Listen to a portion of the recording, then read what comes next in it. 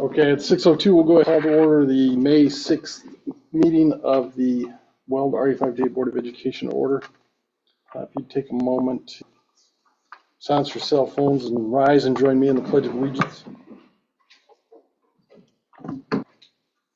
I pledge allegiance to the flag of the United States of America and to the republic for which it stands, one nation under God, indivisible, and with liberty and justice for all. Ms. Diagana, would you please call roll? Monica Johnson. Here. Amanda Proctor is arriving late. Nate Here. Amy Musgrave. Here. Michael Weld. Here. Hayden Chambers. Here. Ian Barrett. Here. Annabelle Rusko. Here. We do need to approve the agenda for this evening's meeting. I'll make a motion to approve the agenda as presented. We have a motion by Director Johnson, a second by Vice President Cisco to approve the agenda as presented.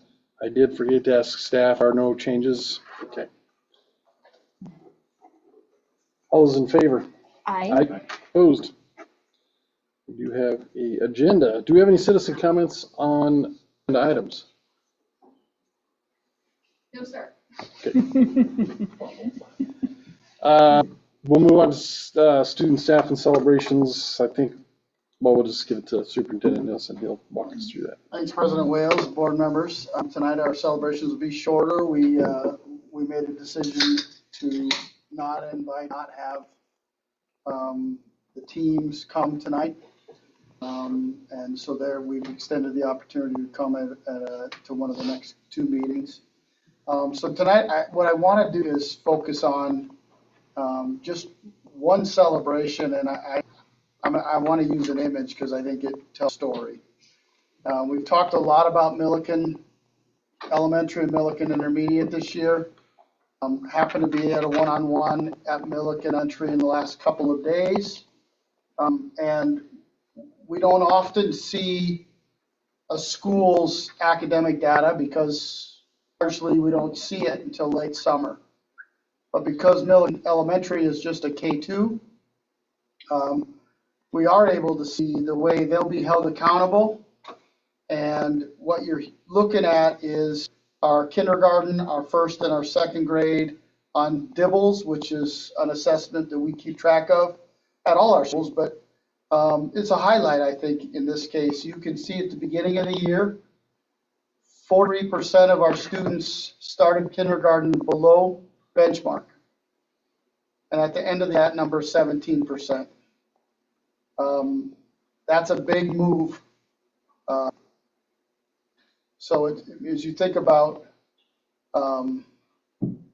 that movement, actually, that's not just kinder, that's kinder first and second, it's all the kids. But in that building, 43% started below, 17 ended. I think that when you look at the red and yellow to start the year,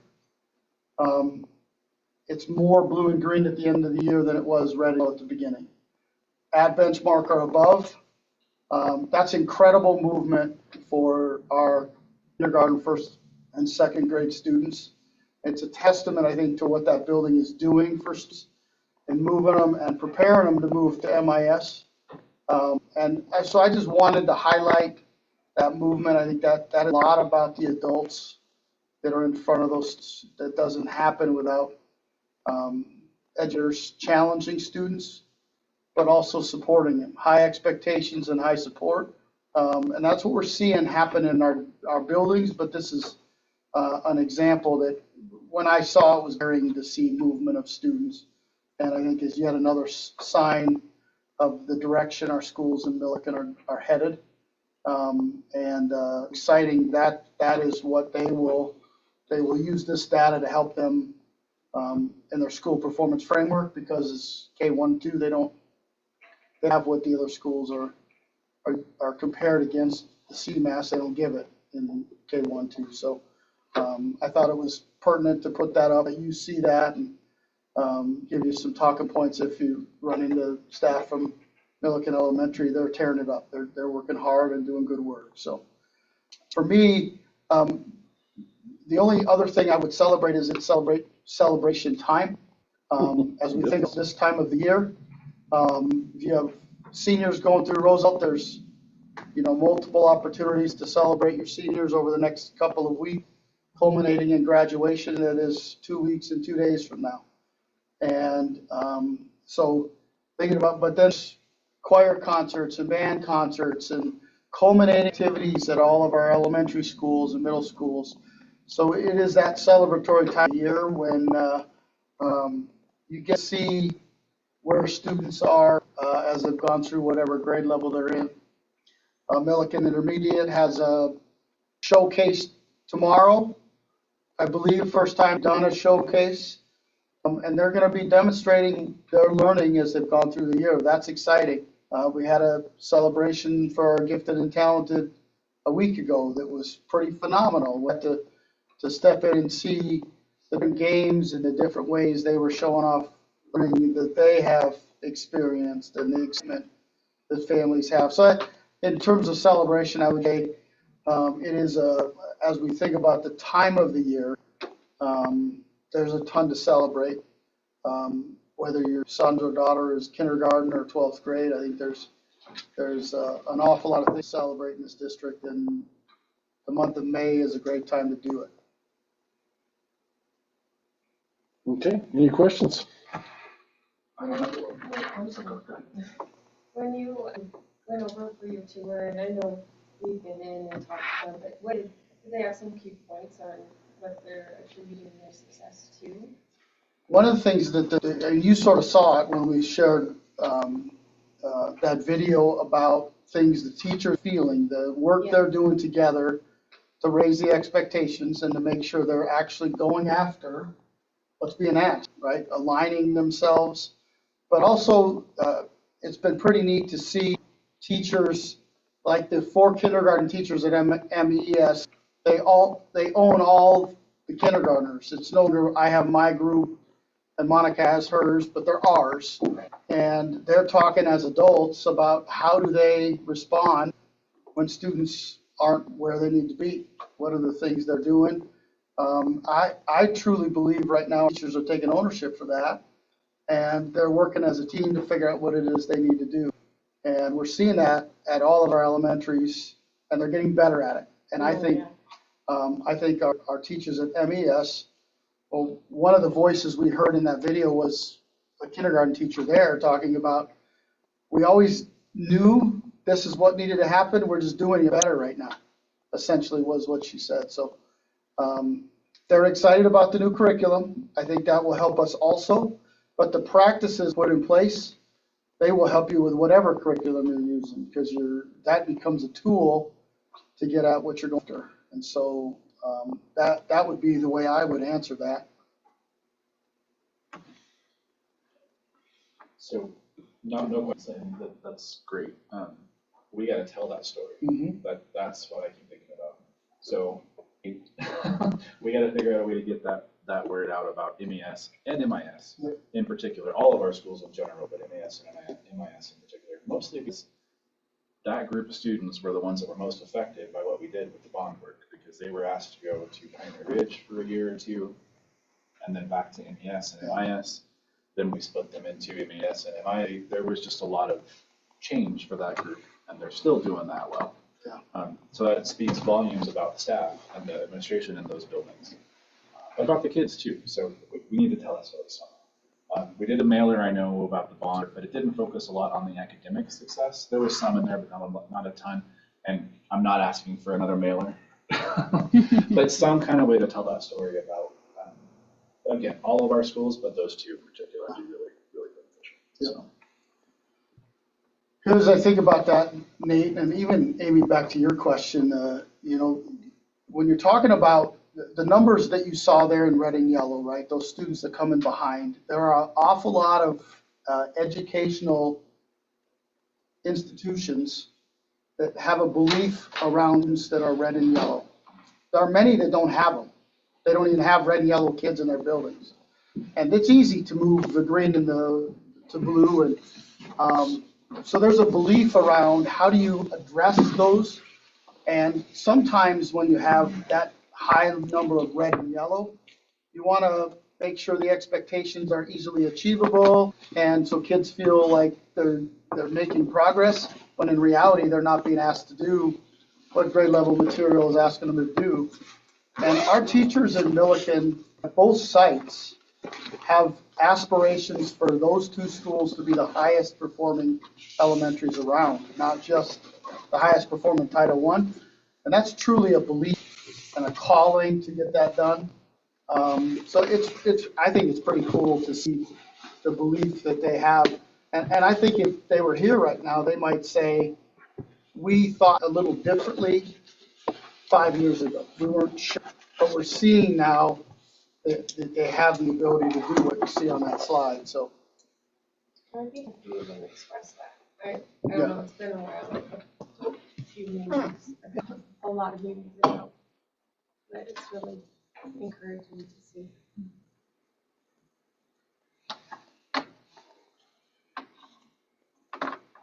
Anything else? Nope. All right, any other questions, comments?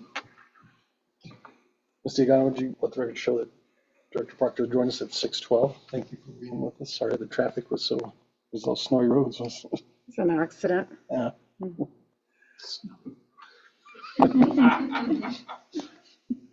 was the best no snow day they ever had. Yeah, right? Yeah. We'll move on to reports and comments from board members. Annabelle, you want to kick us off? Oh, sounds great. I'm not going to use the mic. I'll just talk something that would make life easier because I always mess up with the mic. So I've been busy recently. I'm in the last semester of senior year, so things get very busy very quick. But I kicked it off with the Interact Honors Night. That was a lot of fun, celebrating the work that we've done along with Mrs. Borden, serving in the community. And then just this last week, I had the chance to list with the Teen Impact Awards. So as some of you guys know, I manage the social media and marketing for the Milliken Rotary. And so I got to play kind of behind the scenes role in this event. And it's always my favorite things to see students get recognized. Like, we have such a diverse group of students that we recognize each year. And it's one of those things that started really small. The first year it was introduced and now has kind of shaped into an evening to remember. And then lastly, we had the FBL end of the year banquet, which I bet Liam will talk on as well.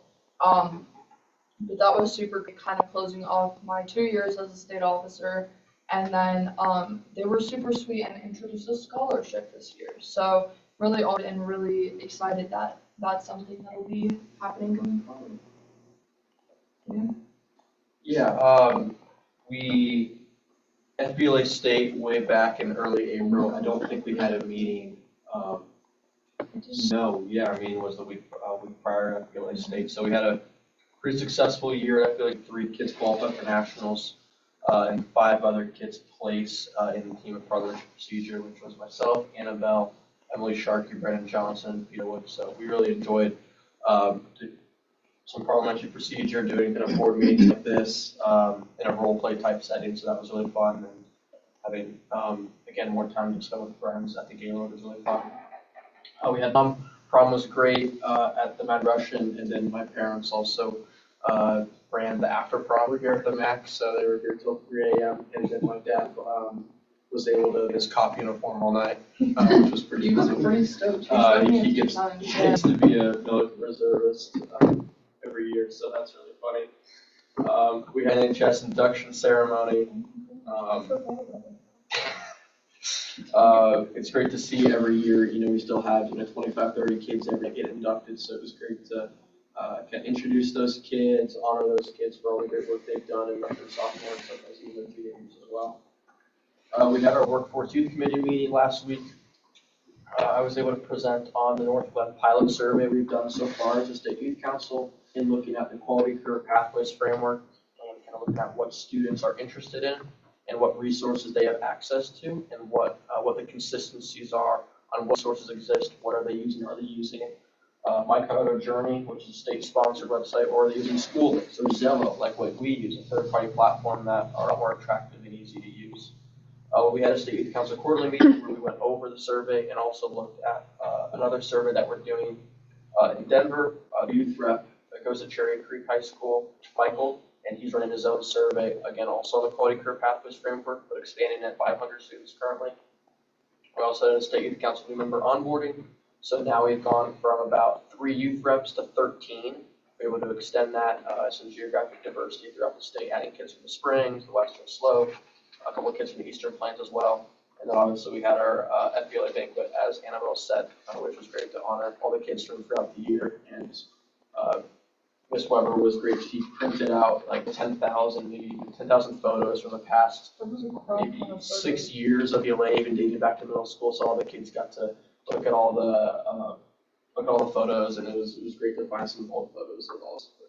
Yeah, Lots of bad photos, yeah. many bad photos. You found all of them. It was a great April. So like Annabelle, I was also at the Interact Awards night. Icona and I kind of ran the whole ceremony since we were the 2 senior officers. It was a really great experience. I was super excited to help out and also be honored. And I got my little stool in time to take my grad captors, so that was cool. And then we've had so many track meets, but a couple of other ones, Pomona, Owen Hayes breaks the 300-meter hurdle state record, which is insane. I didn't get to see that race personally, but you know, I got the video like 20 times afterwards. I'm in the background of the 90s video, by the way. Oh my god. There's that too. Pomona is just, it's always a great meet, and our boys, we've been saying this, accidentally won the meet because we took up what, 8? Yeah. And we also didn't take like that many girls too, and the girls scored really well. So it just like is a testament to how well we do as a team, and how you would say deep our bench is. Even if we don't send our full strength, and you'll see if, as I talk about other track meets in here, prom was great. Thanks to Stu Co and the junior parents for putting everything together. I think that it was a really great experience. I love the decorations. At 10, great last prom. I put this one in here for another reason, but tax day for me is basically a holiday now. It's always a holiday in my household, but for me specifically it is now, because this was my first tax season, like actually being in the office, since I've cut back a little in the spring, so I could be in there for all that stuff.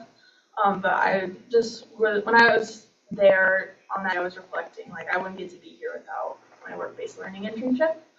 So I'm really grateful to have those types of opportunities. And like, yeah, sure, I'd probably maybe be still working for my own, but I probably wouldn't have had like such an in-depth experience as I've had because of Ms. Borison guiding me through that. So I'm really grateful that me and so many other students get to have that opportunity.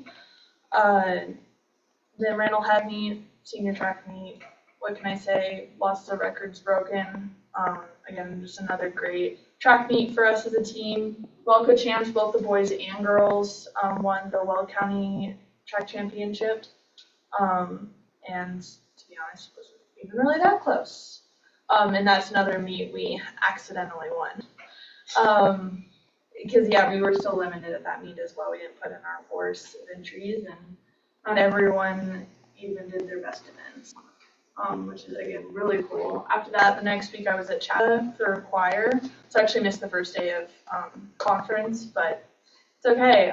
That was definitely an experience, but I will let them talk about that when we tell them. But I was just so amazed to be around so many amazing people, and I felt the culture was really great. We had so much fun, even if Chili's was disgusting. We went the first night. But yeah, everyone made it so fun for the like day and a half I was there. I had to book it back up here for Team Impact. I was a mediator for Shelby Gilliam. That was a really cool night for me because like a year ago I was there in Snowwood.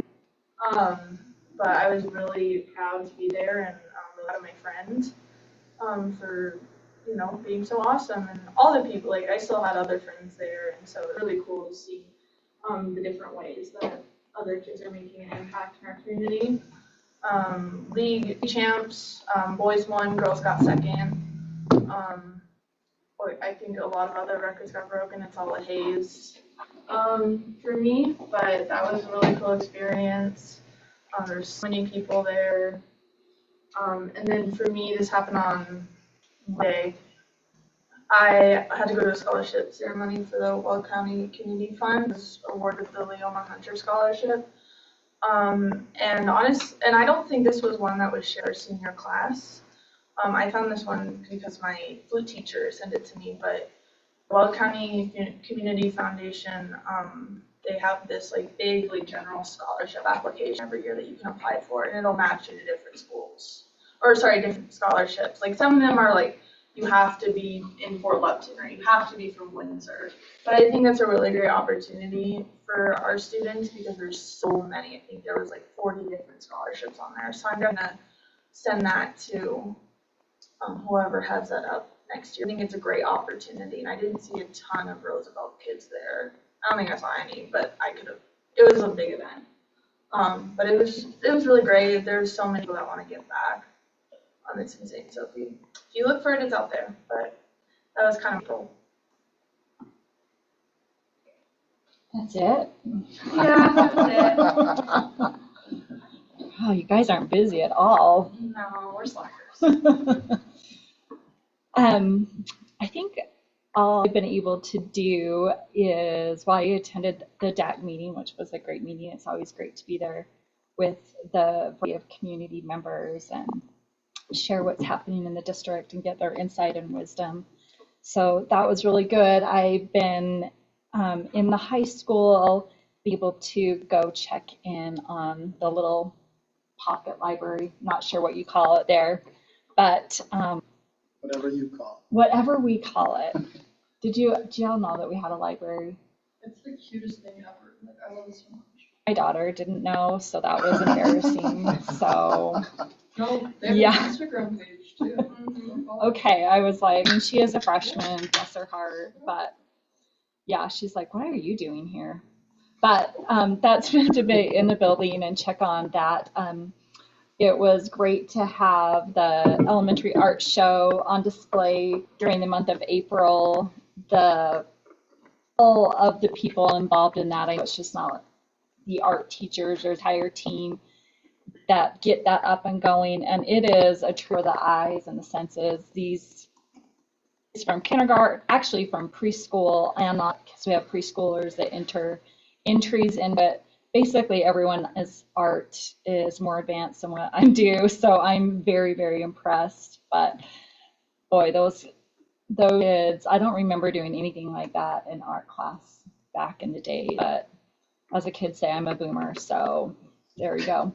But that was beautiful to see. We're really excited. This Saturday is the grand opening of Milliken Public Library adjacent to MIS. We're so thankful for that partnership with the school district to bring this resource to the town of Milliken. And I'm just excited. I think just when we pulled out of Milliken with the middle school, the rumor that this was going to be an abandoned building and it was going to be an eyesore, and it's just become anything but that. I feel like it's just increasing in asset value as I see it utilized at the MIS level and now the others of the building being open to the public. So please, everyone, come out there, especially those of you who attended. I think that you're just going to love it. We knocked down walls. It just doesn't look anything like it did, in my opinion. It looks wonderful. So come out and see that on Saturday.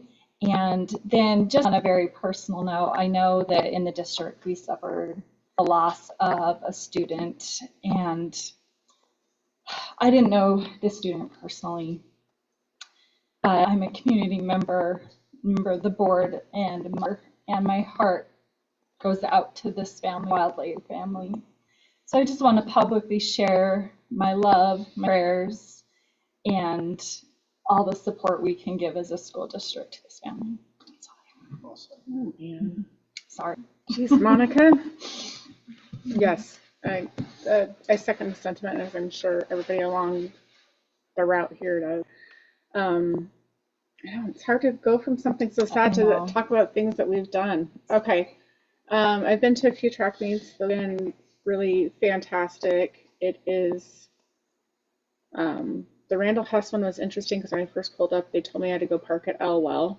And I was like, I don't know if you know who I am, but I would like to park over here. The boss here. I'm not really going to go park at Elwell, so I may have brought a couple of cheerleaders to let me through a gate to get to a parking spot. But that's always an interesting, I feel like it's been a pre-indicator of how graduation may look like, the Randall Hess tournament track meet.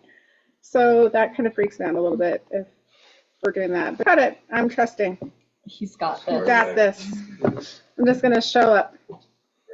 I went to the FFA plant sale, which is incredible. I've been to it every year that they've done the FFA plants. This year was actually one of the first years a student was like, wandered over and was like, hey, lady, do you have any questions? And I was like, no, I know my plants. And he walked away, and then I was like, actually, I lied. I need you to come back over here.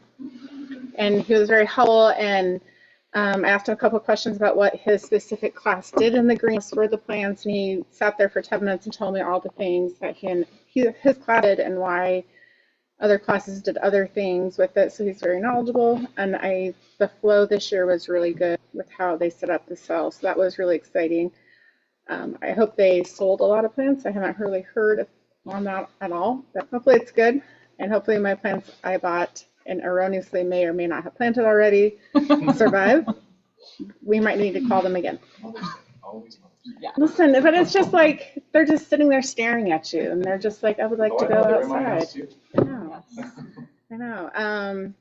And then last, going to the Teen Impact Awards was always really exciting. I think that the Rotary Club does a really good job of picking students from different backgrounds and who have different accomplishments and highlighting them, and that's always really fun. And I, again, like bringing MBT into it of having the awards being made there. Miss Gorse does a great job of it. So that lady is incredible. I tell her all the time, but what she does is incredible. She's tried to recruit me multiple times onto it. I just don't have time because I'm here. But Monday I life goal. I think you can have the floor. Thanks. So I didn't attend the plant sale, but my wife did. There's a bunch of plants in our house right now because we don't plant until Mother's Day. It's so hard though. It's so hard. We do a bunch of track meets as well. They are always a lot of fun. The Impact Awards was fun this year, special for us because Ashley was one of the ones that was awarded. But it was really cool to hear the keynote speaker, who is also in this room right now.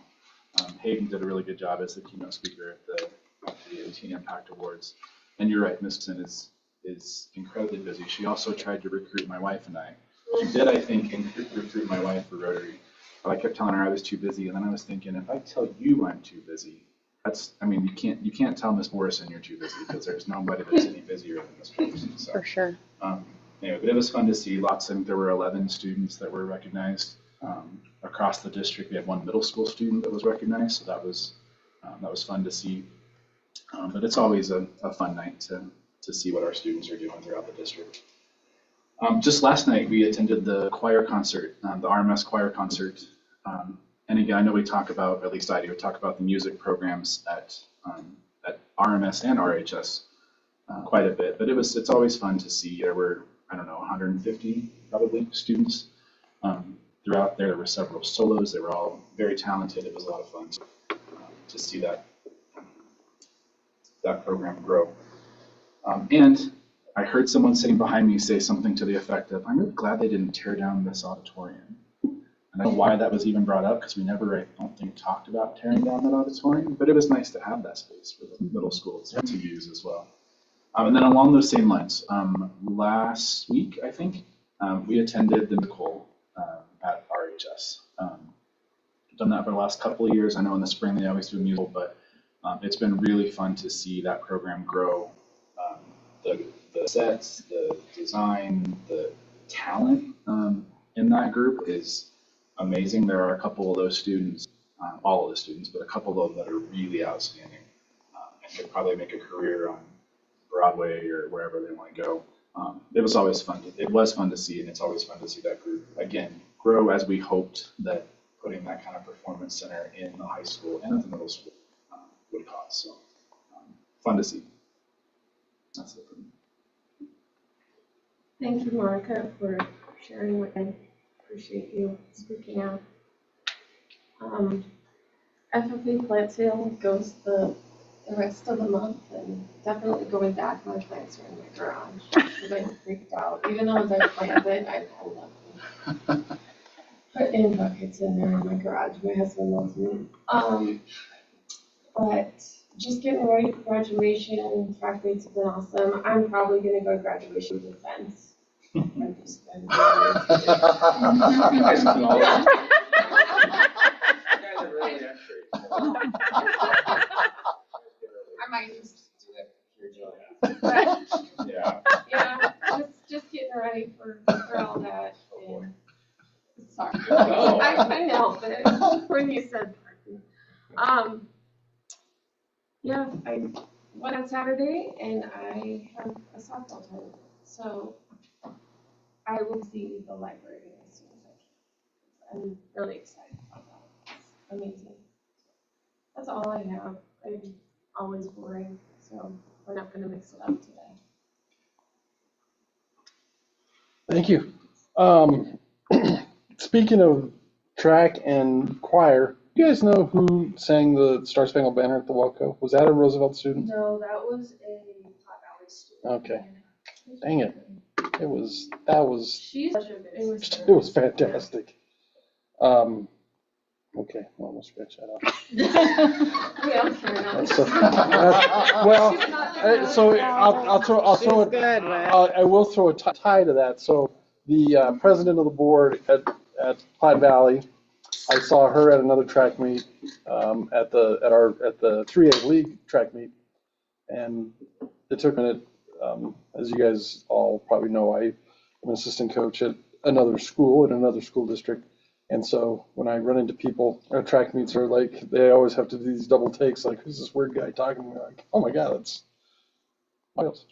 And so that's what happened with her. And so we just got to talking, and she was just falling over herself talking about the facility at Roosevelt.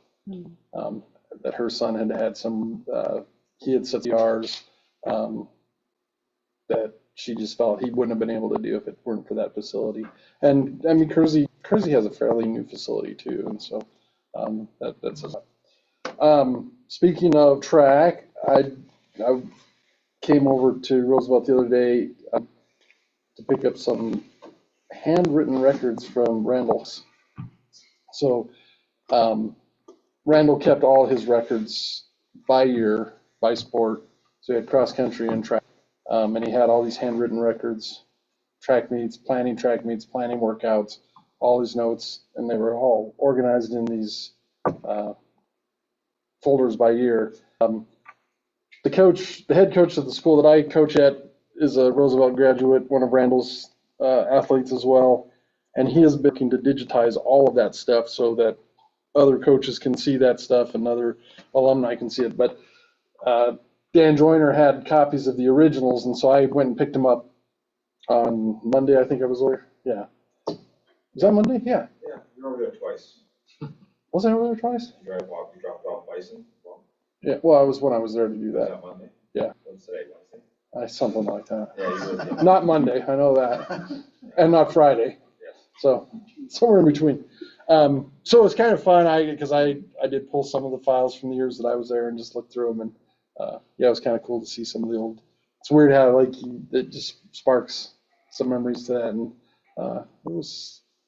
I know I don't frequently put numbers out there, but it was 35 years ago. So that's the. A little more history. A former superintendent of the district, Fred Palmer, passed away late April.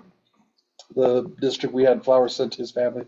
But he had come to the district in 1976. He was the principal at Milliken Elementary School, then went on to be superintendent. He was superintendent either 86 to 95 or 85 to 96. Can't really remember which one, but more dates, more numbers.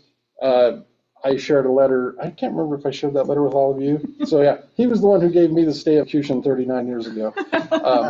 So has a special place in my heart. Did have youth committee for workforce development. Liam, as expected, did an awesome job giving the presentation on internship. We had a gal from the state of Colorado who kind of she doesn't oversee them. She's like she's at like the mid-manager level for the internship programs, the registered internship programs in the state, right? Is that Registered apprenticeship programs? Yeah, RAPs. Yeah, and so that was really interesting to hear. Jennifer Bourne's there, and she snagged me after, and she's like, we were listening to some of the stuff that District 6 is doing with their apprenticeship programs, and she said, how can we, as a district, provide some funding for some apprenticeship programs? And so talked out a little bit about that, but I think as we talk more about priorities in our work sessions and even some of the stuff that may come up to a ballot, we may want to consider how this district can provide some money to kind of subsidize, I hate using that word, but to subsidize local apprenticeship programs so our students don't have to travel so far outside of the community to get kids doing some of the things that they want to do. And that is for me. Dang it, I wish that was our student who sang that, because that was... We can recruit. No, we can't say that. You can't say that. So please strike that from the record. Anything else that we forgot? Okay, hearing none, we'll go to the report from the superintendent's office. Scott. Thanks, President Wales. The last couple of weeks, lots going on, busy, but a couple highlights. We hosted Special Olympics at Roosevelt, so we talk about the track and what the track offered. This was the first time we offered or hosted Special Olympics where we had other districts that joined us. An opportunity or a mindset to grow that more than we did this year. So that was a great morning. We're in the season for us where we've been starting to go on our last superintendent's advisory. So we met with our MIS yesterday, and it's just neat to see their voice. How many of them want to do it again, right? How many want to stay a part of that group? And one of them that's like, absolutely, I'm going to talk to Ms. Calvillo and get hooked up with that group as soon as I get over to the middle school next year. And so just positive energy. Over the next week, we have all the rest of them, so that's going to be fun. Our baseball team is doing exceptional, but they also had a unique opportunity to play down at Coors Field. And we were down there. We happened to play Monarch, but promise was Cherry Creek, and I'm not sure who they were playing. But when we heard down the way our team set it up, we must have had 24 or 25 players, JV and varsity. All of them got to play. All of them got to bat.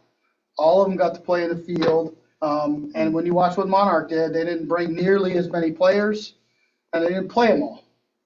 So they set it up more like a game. It's not a game that counted, but that experience for that team, all of them to have a chance to play, was pretty neat to see. They were just excited as a team. We ended up losing in the end, but we had way more diverting play, and that they continue to be undefeated in their season. So I think that's exciting to see.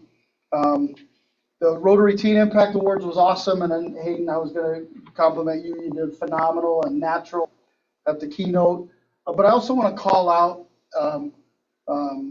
We heard Annabelle talked about the behind the scenes and the photography and the stuff. She's done social media for Rotary for 2 years. But that event, the flowers are all done by our students. The meal all done by our students. The awards are all done by our students. So when I think about what this district has designed, and it comes back to space, but also comes back to purpose. And the space was created so that outside entities use it. But there was also conversations, way back, well before I was in the district, about how do we get our students involved in these things.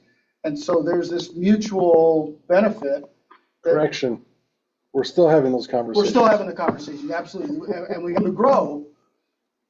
But it started somewhere, right? And that doesn't happen everywhere where we do mutually beneficial things for the community. And so space being used by the community, but allowing our students to make sure they're doing the behind the scenes work, it's pretty awesome. And I thought the event again this year went off super well, and Miss Borison is fantastic. As an MC, and there's many things she does that she's not fantastic at. And then the last thing I would like to say, it's Teacher Appreciation Week, really, for us as we celebrated Staff Appreciation Week. This district is in a good place. There are lots of things going on. It starts with the adults doing the work. We have a fantastic set of teachers, set of individual support front office, driving bus. That's what's making the magic happen for us right now. And so as we think about it, and we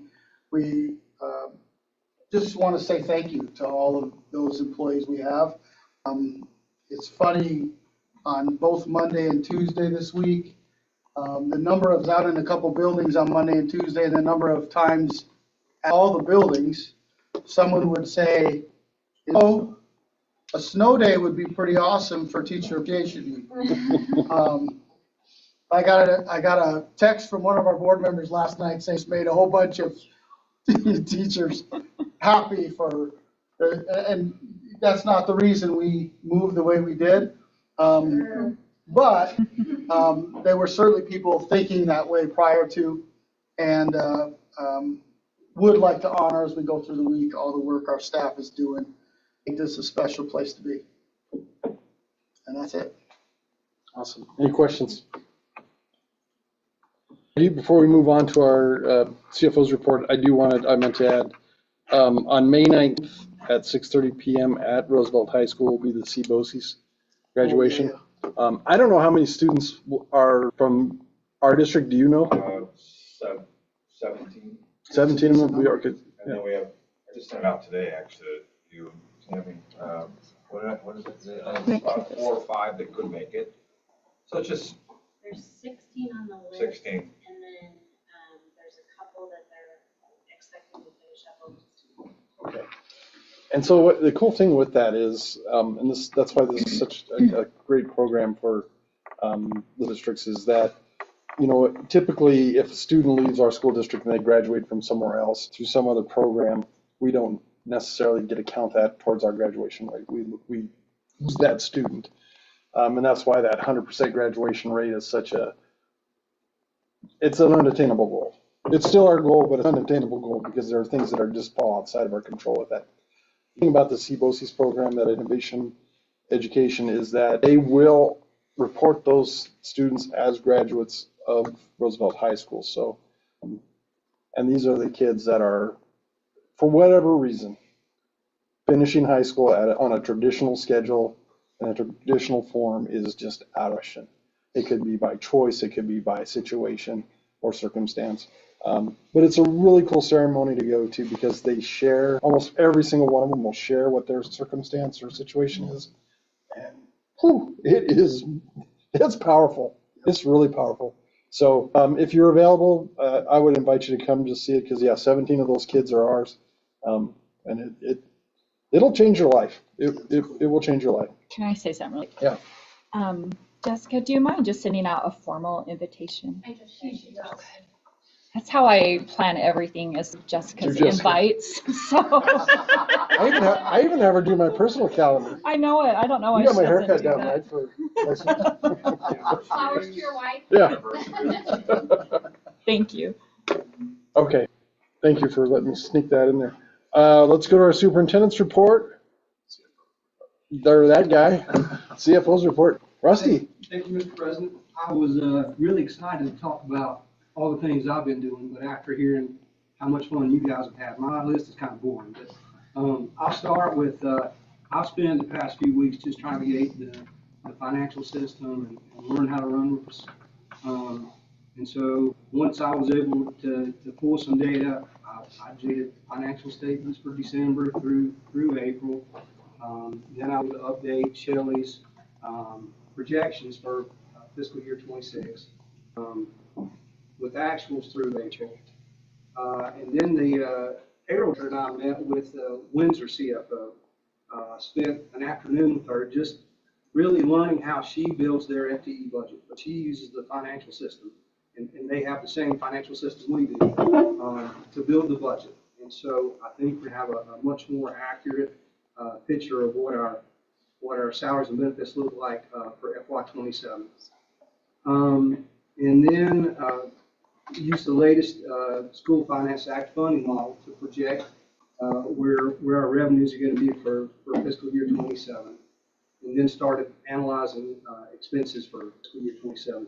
And we're going to get into some of that discussion in the executive session. But what I've got for the regular board meeting is just a snapshot of where we are compared to budget, because I think alarm bells went off in January that, hey, we're going to come in way over budget.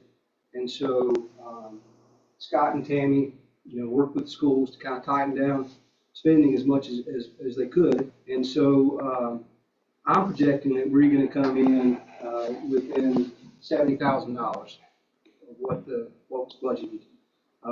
And we're going to be over on salary benefits, but we're going to save almost $1 million in other expenditures, which is going to bring that number down to $2,000 over.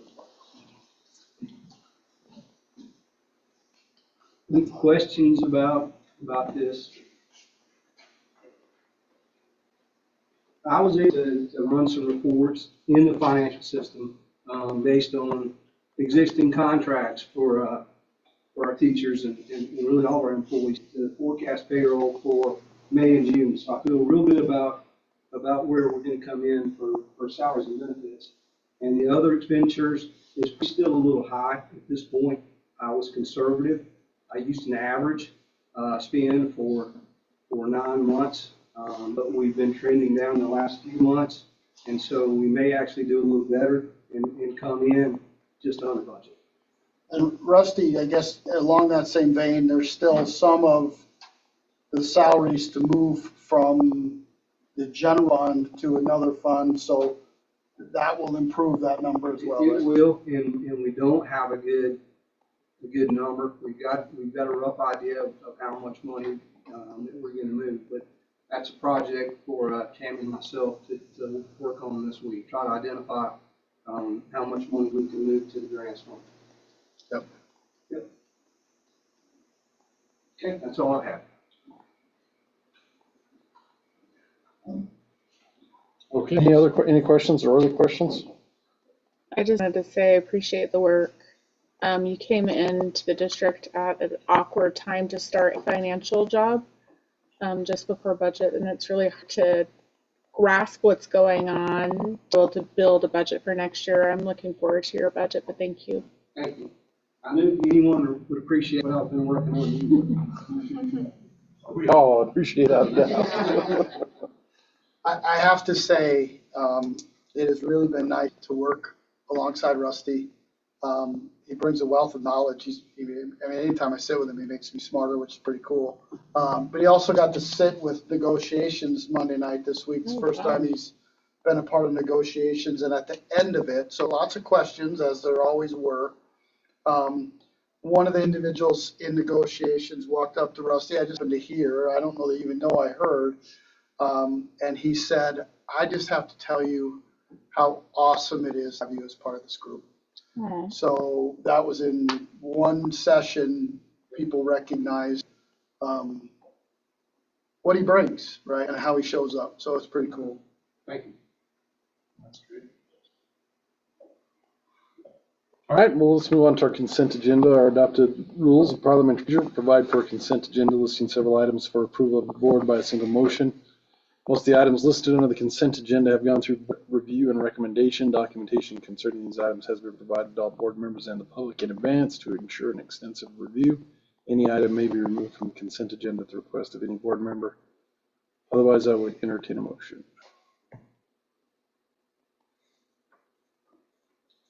And I think we probably should just clarify real quick too. So there are two items on here. One is our FBLA Nationals trip request, and the other is the track nationals trip request. Those are just the trip request. There's no financial ask on either of those items. Correct. I'll move to approve the consent agenda as printed.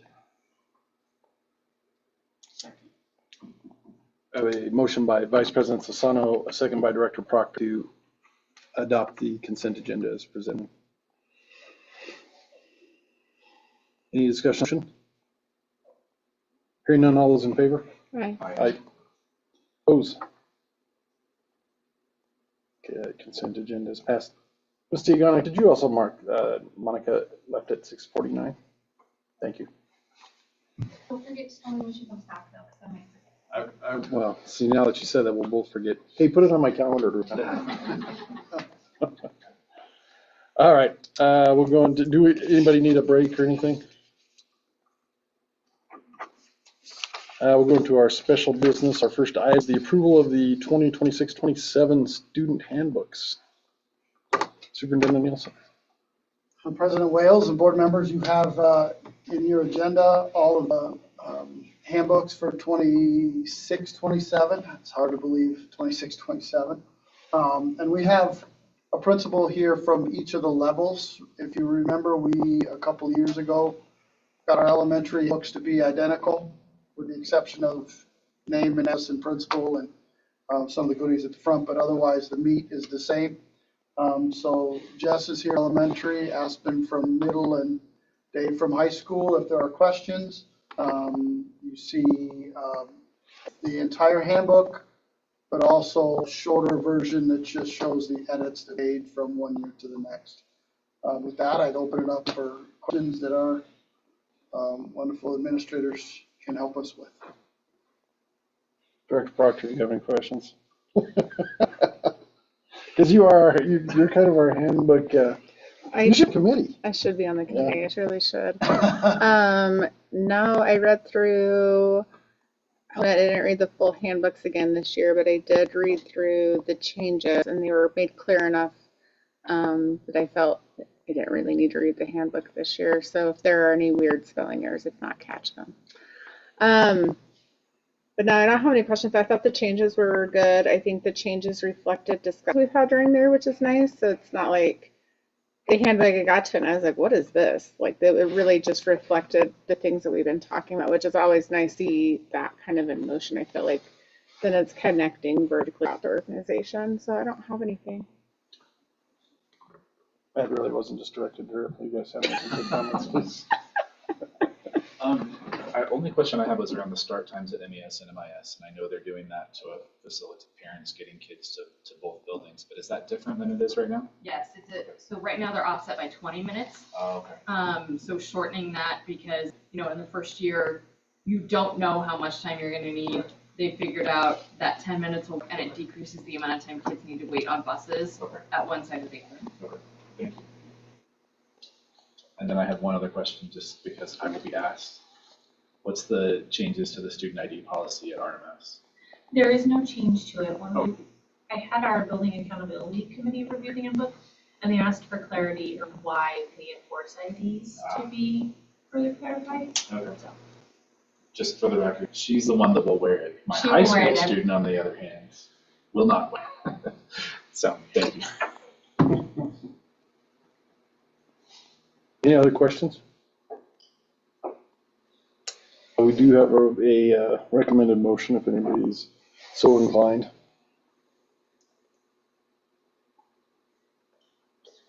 I'll move to approve the 26-27 student handbooks for all Weld RE-5J Elementary, Roosevelt Middle School, and Roosevelt High School as presented. We have a motion by Vice President Sassano, a second by Director Musgrave to approve the handbooks for the 26-27 school year as presented. Any discussion on the motion? Hearing none, Ms. Diagana. Monica Johnson is not here. I don't know what to say. Amanda Proctor? Yes. Yes. Amy Musgrave? Yes. Michael Weld? Yes. All right. Thank you guys for all the work you guys put into that. We appreciate it. Can't run a school without them.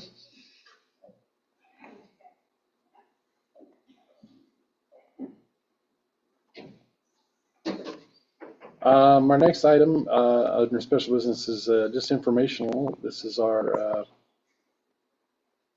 timeline and next steps for the bond and MLO. Superintendent Nielsen.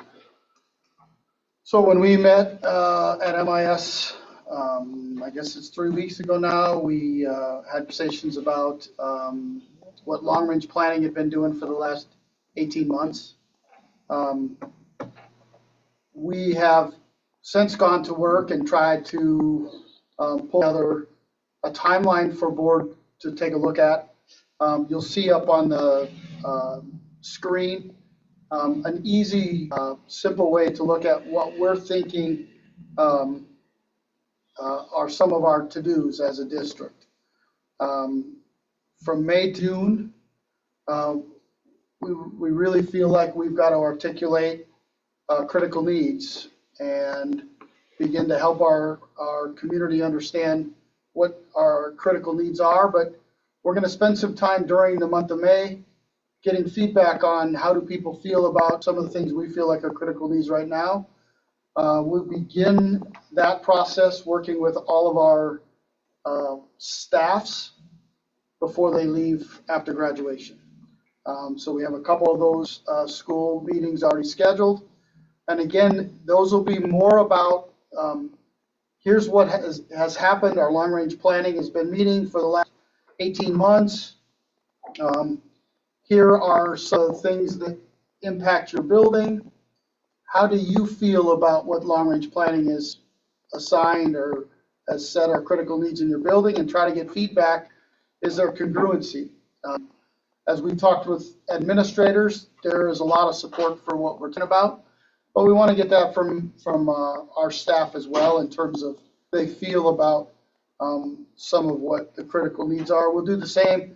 We start to step out in the community and meeting with our town boards and just Rotary, those kinds of groups over the next 5 weeks or so to get some sense of, how are the critical needs we're talking about resonating.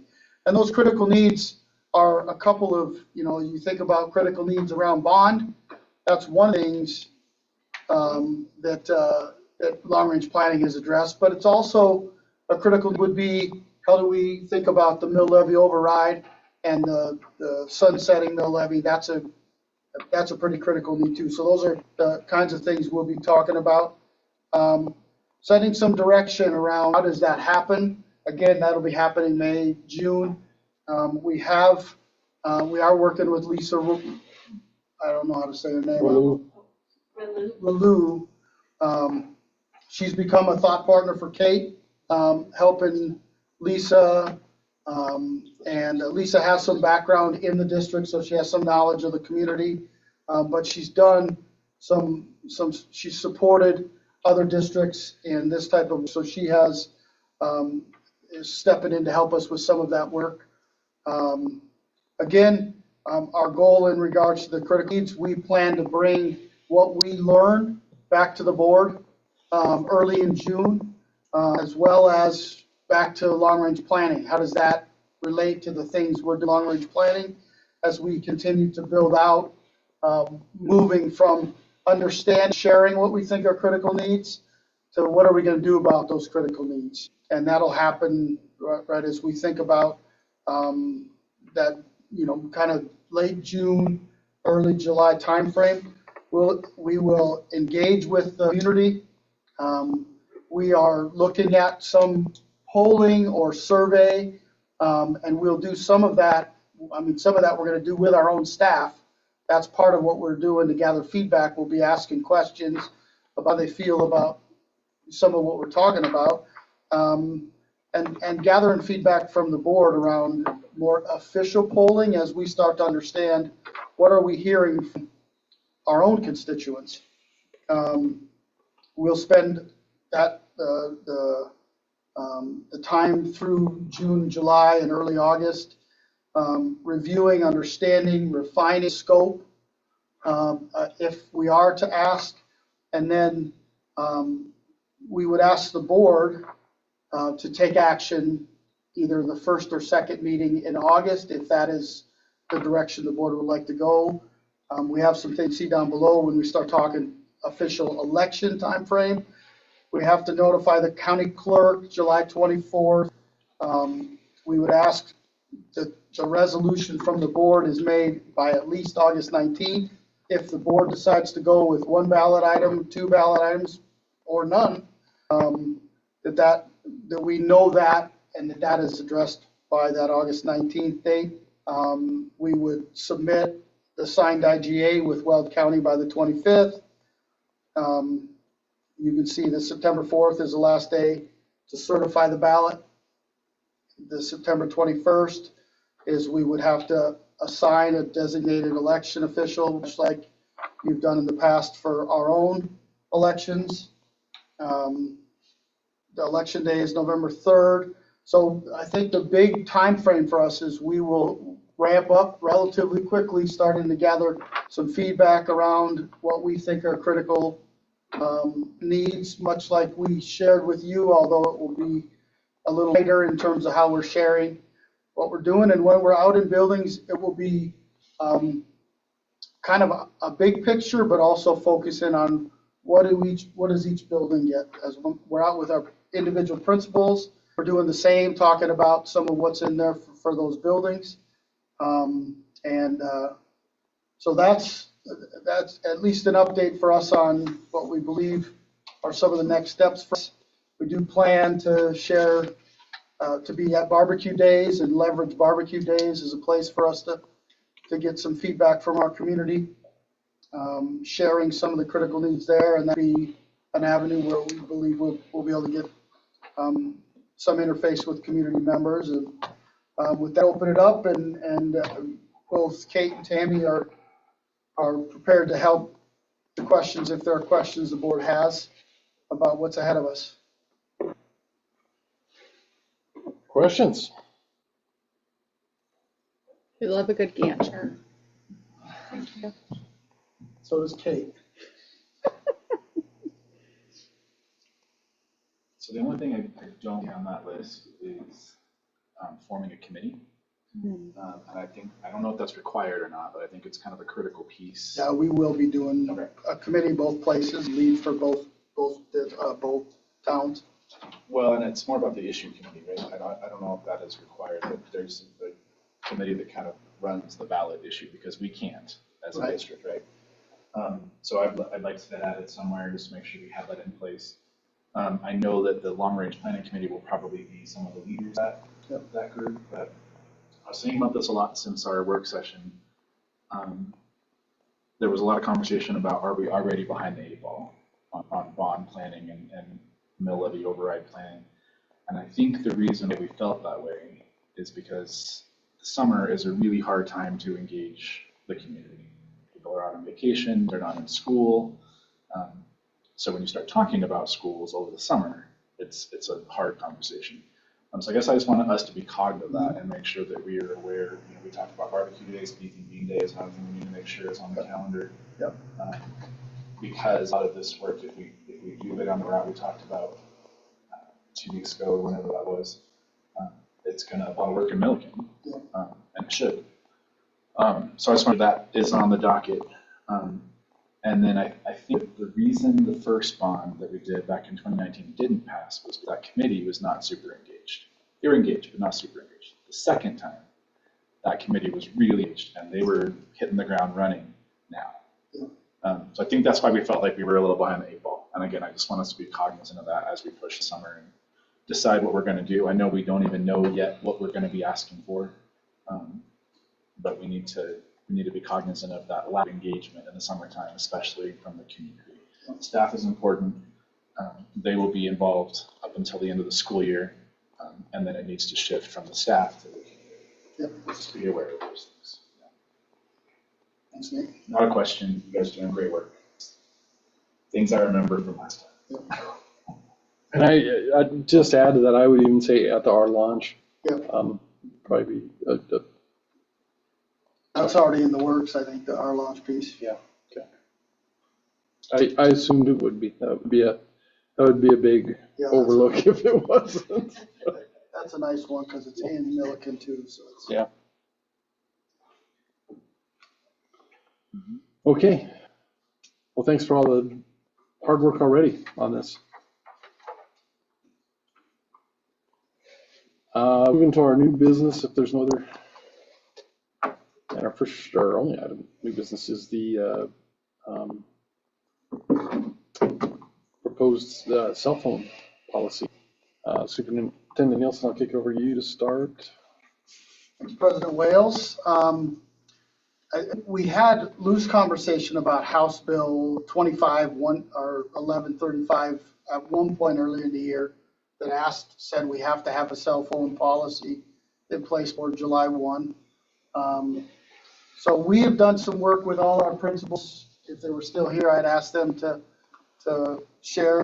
But we have leveraged a policy that we worked out with our principals that we felt like sorted what's happening now in our schools. They're comfortable with the way cell phones are being leveraged in our buildings. From our elementary, which is more restrictive, our middle school is still pretty restrictive, and our high school is a little less restrictive than elementary and middle, which you see lots of times spelled out specifically district policy.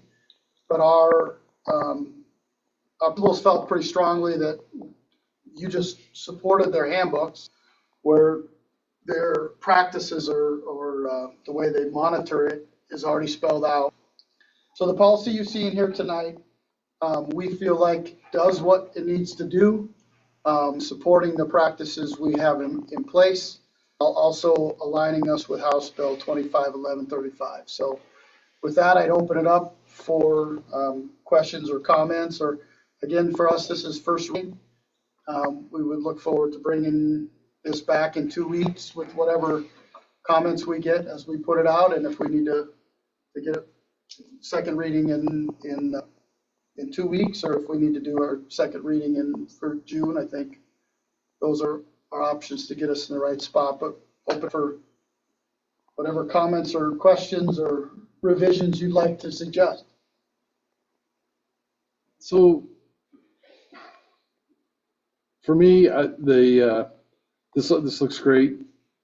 Seems like it's kind of very well with our student handbooks anyway. So I appreciate the work that went into doing that, because that's always been kind of a snag when we do policies, like especially like do a policy the same night we do the student handbook, and then we go back and like, oh crap, that didn't align.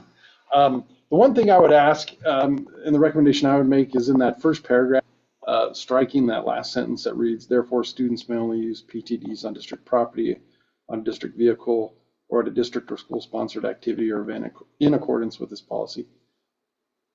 Every time I read it, it just doesn't make any sense to me. And so I don't think the substance of that sentence adds or takes away from the rest of the policy in any way. No, and that's not going to change the way we practice the policy. Basically says you can only do it according to this policy, which is why we're Right. I mean, it's a little bit redundant. I guess my only question about the entire policy is, I know every district in the state putting a policy like this in place sooner, maybe already has, but this is comparable to other districts' policies in our area. Yeah. Users of PTDs, do you guys have any thoughts on what you're seeing? You touched on the sentence, because I was reading it and I was like, well, the thing allows you to use them, but not. So just striking out that last sentence of the first paragraph was the only thing I noticed when I looked at it. I just like the clarification of it can be a designated tool for learning if authorized by a teacher, because personally, like in my classes, I have them that are like, nope, don't want to see them, out of sight, no thank you, you're done. But then I have other teachers who either don't care, or they're like, hey, if you want to use your phone calculator, or or look something up, like research and everything. It can be a very useful tool. A lot of teachers allow us to listen to music, or watch videos that we can't watch on our iPads because they're on YouTube and YouTube is blocked or something. So I do agree that it's a very important tool, so I like the explicit statement of if a teacher authorizes it.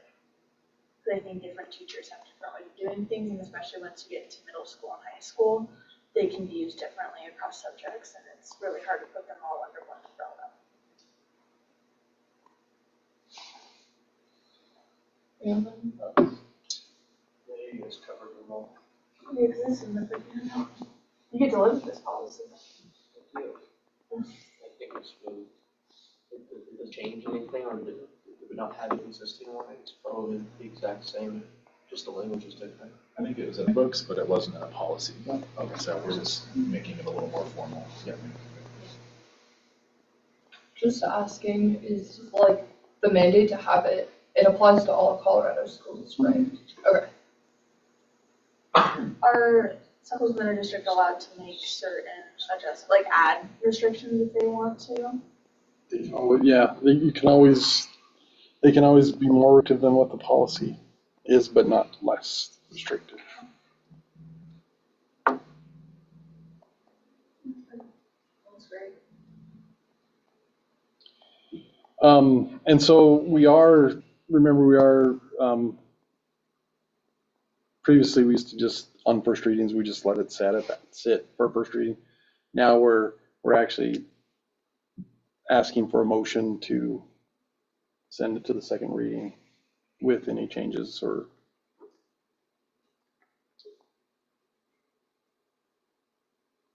modifications added to it. And there is a, let's see, sorry, always scroll down back to that. There is a suggested motion for that process. I'll move that the proposed new policy JICJ be brought back for second reading with any revisions as appropriate based on feedback received. Second. We have a motion by Vice President Sassano and by Director Proctor to send board policy GIJ to a second reading. Any discussion on the motion? All those in favor? Opposed?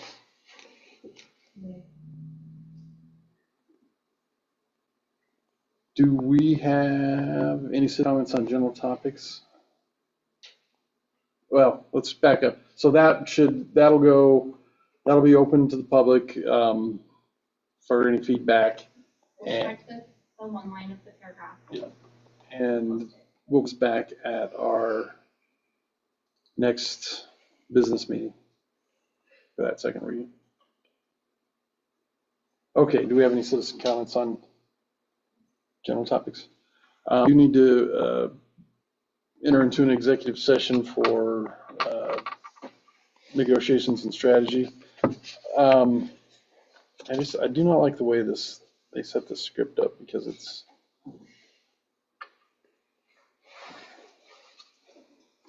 So what I'd like to do is if there's somebody who would like to make the motion, I have the motion here. I like doing it that way better than the way they have scripted it because the script just doesn't feel right. So if somebody would like to make the motion. I know, no, he's like, you just really just read this. Okay. Yeah. So I'll make a motion that the Weld RE-5J Board of Education enter executive session pursuant to section 24.6.402.4 EICRS for purposes of determining positions relative to matters that may be subject to negotiations, development strategy for negotiations, and instructing negotiators regarding professional agreement with the John Milliken Education Association, JMEA, pursuant to section 24.6.402.4 EIII CRS for purposes of developing the strategy of the school district for negotiations related to collective bargaining with the Johnstown Milliken Association. We have a motion by Director Proctor, second by Vice President Sassano to enter into executive session as stated in the motion. Any discussion on the motion? Hearing none, Ms. Diagano. Amanda Proctor? Yes. Nate Sassano? Yes. Yes. Mike Colvin? Yes. Okay, we will recess the general session and move into the executive session shortly. I think we're staying in here.